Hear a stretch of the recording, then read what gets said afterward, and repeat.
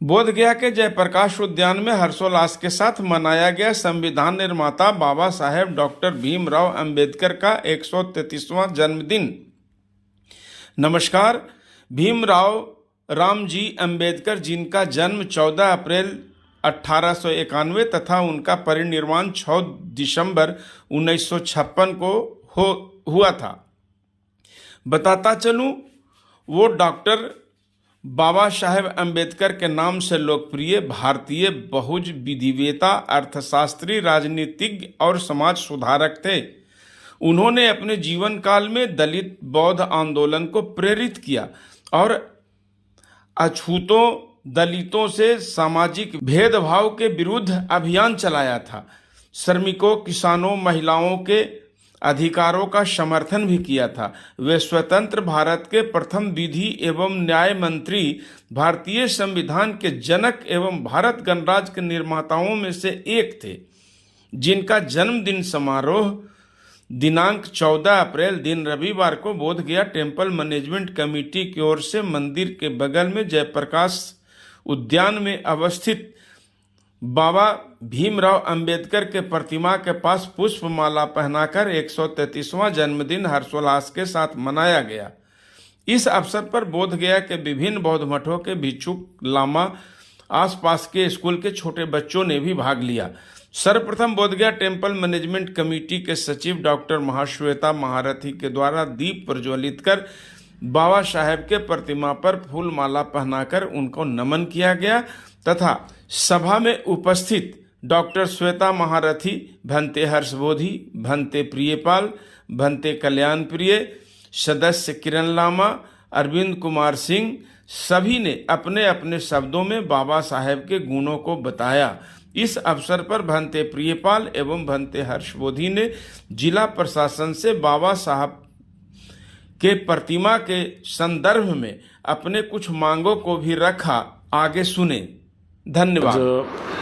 BTMC के ओर से जयप्रकाश उद्यान में जो स्थापित डॉक्टर बाबा साहब अम्बेडकर की जो प्रतिमा है, पर्णकृति पुतला है, उस पर 133वें जन्मदिन का आयोजन किया गया था, जिसमें प्रमुख रूप से सभी मोनेस्ट्री के बौद्ध भिक्षु थे, हम भी थे।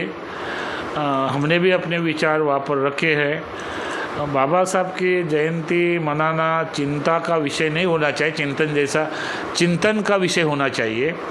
और साल में एक बार बाबा साहब को फूल माला अर्पण करके हम लोग को एक औपचारिकता जैसे ही करने का बर्ताव लगा है, तो हमने उसको डिमांड किया है कि डॉक्टर बाबा साहब ने जो संविधान निर्माण किया, संविधान में मूलभूत अधिकार दिए, और आज वर्तमान में जो 19 तारीख को इलेक्शन हो रहा है, तो ये सारी बाबा साहब की देन है। किसी भी SC ST OBC को खड़ा रहने के लिए अधिकार दिया, मतदान अधिकार दिया है। तो उस दृष्टि से हमने DM को पिछले 3-4 महीने से भी निवेदन दिया था कि डॉक्टर बाबा साहब अम्बेडकर का पूर्णाकृति पुतला जयप्रकाश उद्यान में है, उनको आने जाने के लिए रास्ता नहीं मिल रहा है, तो हमको हर संडे को सुबह 8 बजे से लेकर 10 बजे तक हर संडे को हमको गेट खोलना चाहिए। हम सारे लोग वहाँ जाएंगे, बाबा साहब को हार अर्पण करेंगे।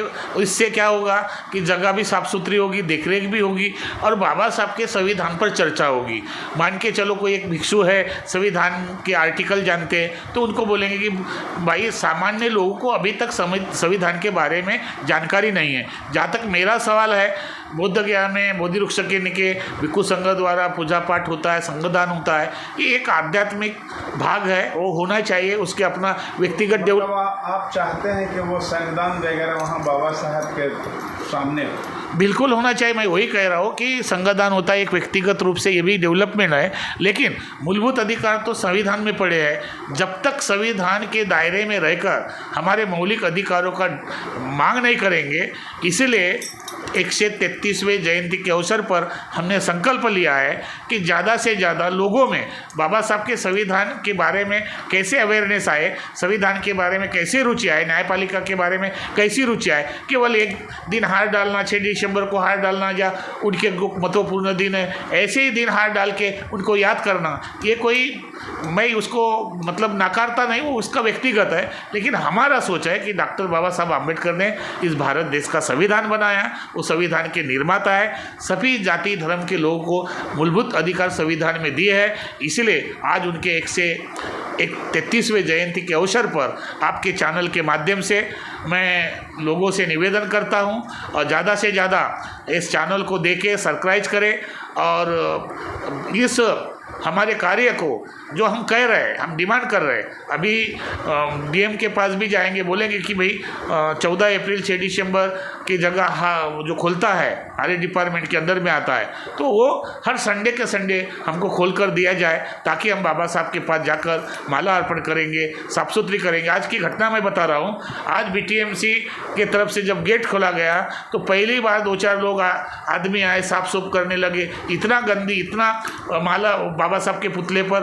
हार थे, काफ़ी गंदगी थी। तो एक दिन आकर हमने कोई ऐसा ये नहीं किया। हमारा मानना है कि हमारे बाबा साहब भारत के जितने भी बाबा साहब के पुतले वहाँ का दिखरे को, वहाँ पर सौंदर्यकरण हो, वहाँ पर बाबा साहब के प्रति हार पुष्पहार अर्पण डले, या तो उसको जाके बाद उसकी ऊर्जा ले, उसके संविधान को समझने की परिकाष्ठा करे। इसी आशा और भावना के साथ मैं सभी भारत के तमाम SC ST OBC माइनॉरिटी लोगों को निवेदन करता हूं कि ये पर्सनल बाबा साहब किसी के नहीं है, बाबा साहब सबके हैं और वो संविधान निर्माता होने के नाते आज इनके 133वें जयंती के अवसर पर सभी ने उनको वंदन करना चाहिए, उनको सदिच्छा देना चाहिए और बाबा साहब के संविधान को एक्सेप्ट करने का संकल्प लेना चाहिए।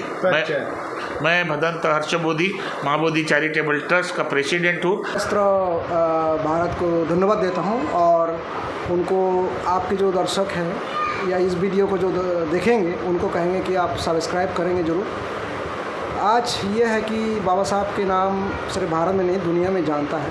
तो 14 अप्रैल तो उनको जो थोड़ा भी उनके प्रति आस्था, विश्वास या श्रद्धा है, सब लोग कहाँ ना कहाँ उनके पुतले के सामने, उनकी मूर्ति के सामने माला लेकर के हाजिर होते हैं। तो हम लोग भी आज बोध गया में उस तरह का जिनके भी बाबा साहब के प्रति आदर या श्रद्धा है, सब लोग हाजिर हुए थे। तो चर्चा के दौरान मुझे भी थोड़ा सा मौका मिला, चर्चा की कि बाबा साहब ने सबसे भारतवासियों को उपकार किया। उन्होंने संविधान रचना करके या कॉन्स्टिट्यूशन को बना करके भारतवासियों को उपहार दिए। इस उपहार को आज हम लोग काफ़ी सालों से इस्तेमाल कर रहे हैं और भारत को कहाँ ना कहाँ विश्वगुरु के नज़दीकी पहुँचाने के लिए उस रास्ता पर पैदल कर रहे हैं। अच्छा, तो बाबा साहब का जो संविधान लिखा वो अलग अलग उसमें आर्टिकल है, सब आर्टिकल है, क्लॉज वगैरह है, लेकिन मैं 2 आर्टिकल का खास करके जिक्र किया था। एक तो 370 का, इसलिए क्योंकि 2-4 सालों में 370 काफ़ी चर्चाएं हुए, क्योंकि कश्मीर का स्पेशल स्टेटस था जो ख़त्म हो गया है। अब 370 के आप संशोधन मानेंगे कि इसको संविधान के बदलना मानेंगे? देखिए, क्योंकि उसमें कानूनी प्रक्रिया के दौरान भी सारी चीज़ जो इस्तेमाल करने का था वो सारी चीज़ हो गया और कहाँ ना कहाँ हमारे सबसे बड़े देश की अदालत वो भी माना कि सही था। तो उसमें मुझे ज़्यादा टीका टिप्पणी नहीं करना है। पांते प्रियपाल, मैं चकमा मंदिर बोधगया में रहता हूँ।